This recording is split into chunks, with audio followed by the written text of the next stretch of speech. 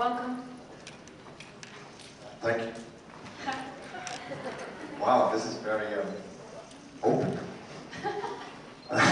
This is not really your first time in Mexico, is it?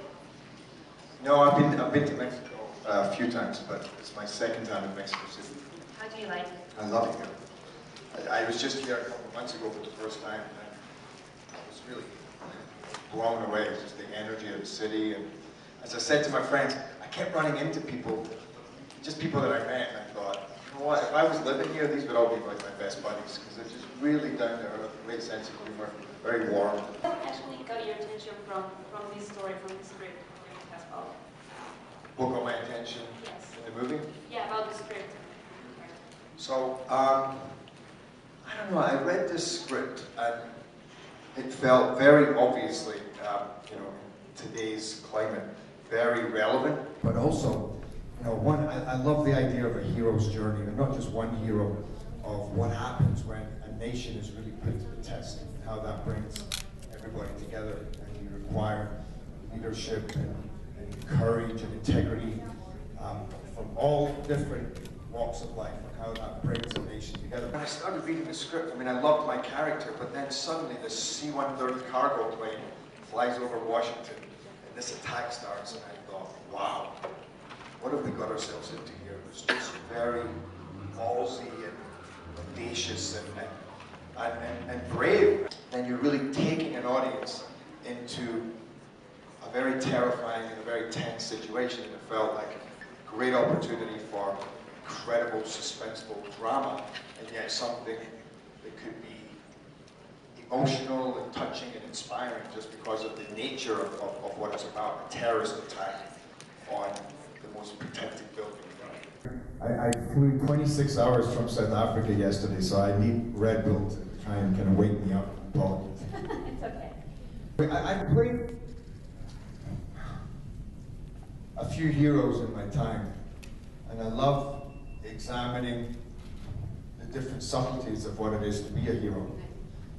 You know, there's a hero who doesn't necessarily believe that he has what it takes to do the job, but he does it anyway. It's like that Rocky moment, when he really doesn't think he can win the fight, he's terrified, and yet he goes and takes on the fight anyway.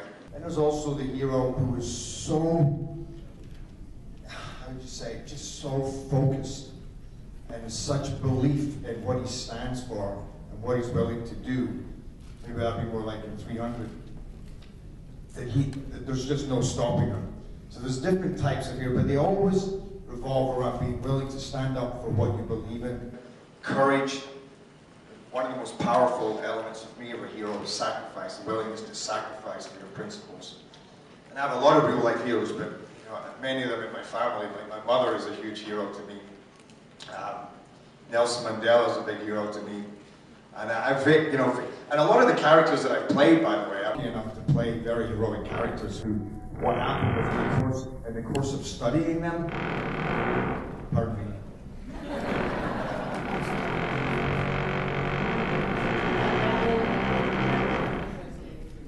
This Red Bull's really, I tell you.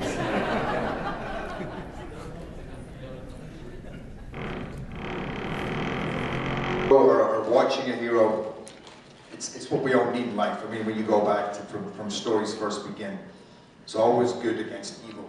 And there's always the element of the hero. They've been telling this since they were around campfires, you know, thousands of years ago, which then became plays, then became, you know, movies. And it's just it's what we need in life, I think. We need those heroes, whether in real life or whether fictional, to inspire us. And I think that's what this movie really gives us, is you know, you go through this, and you really climb into the minds and hearts of, you know, the Morgan Freemans, the Angelo Bassett's, the people in the crisis room, the president, the people. To be honest, when we decided to do this movie, I never thought, it just felt like a one-off. You know, you can't really top the White House. It's you know, that's why you call it Olympus. It's like, you know, the home of the gods. So where do you go from that? Olympus has fallen again.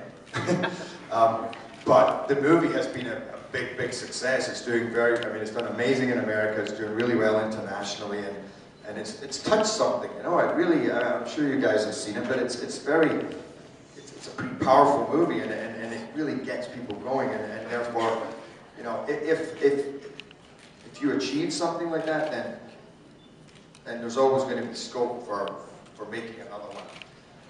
Would he be the next James Bond, or the American James Bond? I don't know. It'd be very funny because the original James Bond was Scottish.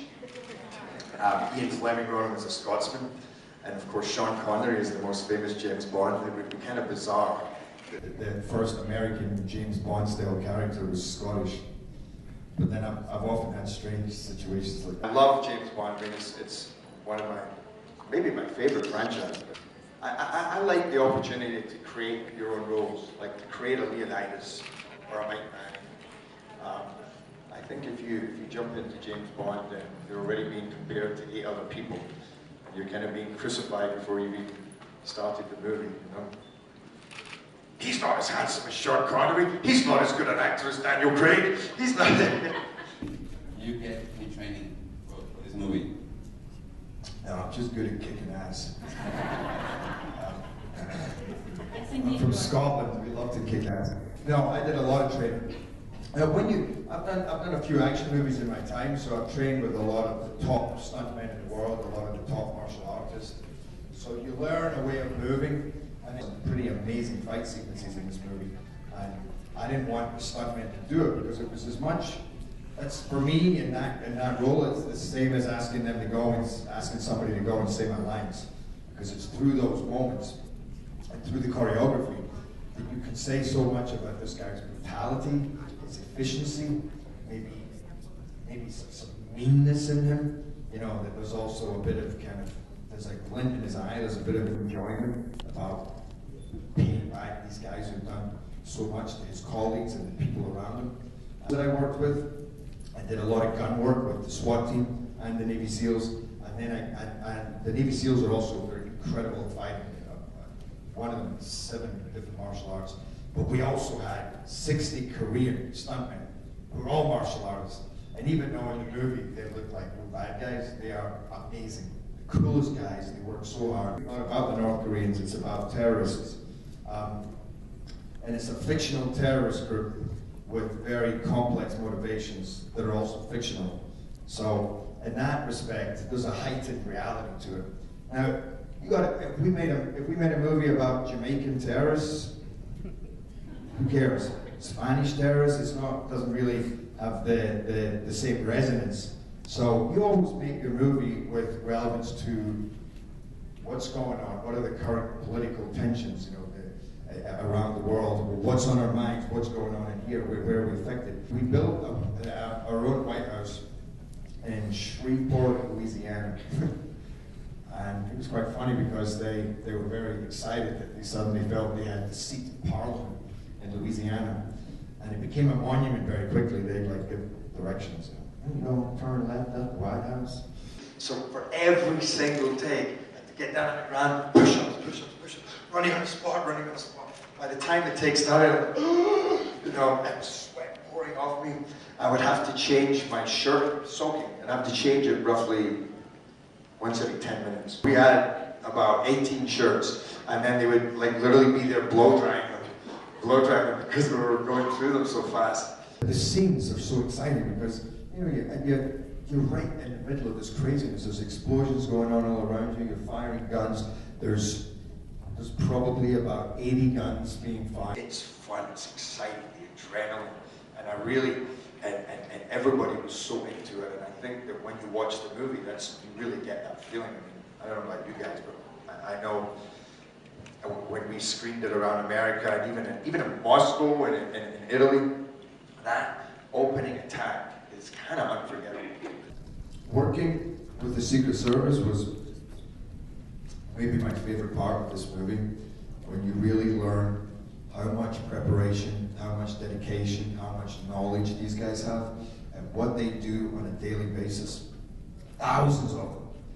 Not just in America, but here in Mexico, you know, and I mean Mexican, the Secret Service here, and in every country, you realize how much work they do to protect us. we spent a lot of time gleaning information from them as well about how to set up this initial attack, and then also what is protocol, what happens in the crisis room, what happens in the White House when you go in there, what do you do, how do you keep an audience fascinated, because it's a really interesting process. You go in, you check on everything, you know, what's surveillance, what's going on with the air vents, how do you establish outside lines of communication, how do you assess the enemy capability, how do you get ammo, and then how do you start forming a plan. All of these things that are actually really cool to get involved with and know what's the purpose of this, what's counterterrorism, you know, the cat and mouse game. I produced the movie as well, so we were always, you're working as a producer, and then you're doing dialect sessions, and then you're training at the gym, and then you're at the chiropractor for your injuries, and then you're training with all the stunt guys, and we spent a lot of time developing the script. I mean, I would be calling the director at 2 in the morning going, Antoine, wake up, I've got a great idea, check this out. Okay, when this fella, he's like, dude, what? Really? So, the most amazing director, you know, directed Training Day. There was nobody better for this. And actually, when I got the script, I was already working with him on another couple of projects, and this suddenly was here, and I thought, oh my God, this is Antoine written all over it. Great to work with a director when you're making a movie that is, you know, it's a lot of action. One guy was a Golden Gloves boxer. He's so tough, and yet he's so sensitive. And he is somebody, if you ever want to talk about a hero's journey, my favorite movie of all time is Apocalypse Now, and it's his favorite movie too. And that is the absolute darkest journey of a hero into his own mind and down that river into the unknown territory of ourselves. We had an action movie with 2 Oscar winners, 2 Oscar nominated actors, and then on top of that you have, you know, Dylan McDermott, Radha Mitchell, you have Ashley Judd, Rick Yoon. We just amassed this formidable cast, and what that really helped us to do was to make those roles incredibly human and incredibly believable. Incredible actors, then you're there. And I really thought they did such an incredible job in this movie. They took it, you know, it's an action movie, but to me it transcends that and it becomes something way more meaningful. You know, a modern, young, kind of vital politician. But what I do believe, and it's interesting because to me, what's more important than what are the attributes that the president needs for you to care about him? In some ways isn't important, I think, because he's your president. And I think that, you know, you as Mexicans, you grow up, the day you're born, you hear about your institutions and your president and those posts. Whether you love or hate that person, they're your president. They serve you, they protect you. It's the same in Britain. It's the same, you know, whether people agree with whether they love or hate Obama. Nobody wants to see Obama with a gun to his head, or in this situation, nobody wants to see you know, when John F. Kennedy died, not everybody agreed with Kennedy's politics, but when he was shot, it was awful for everybody. It was a terrible, terrible day.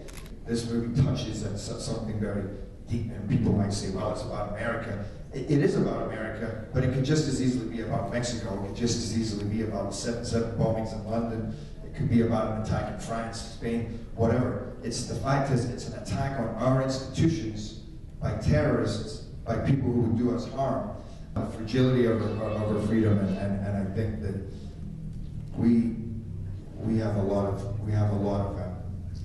attachment to those posts, whether you like the person or not.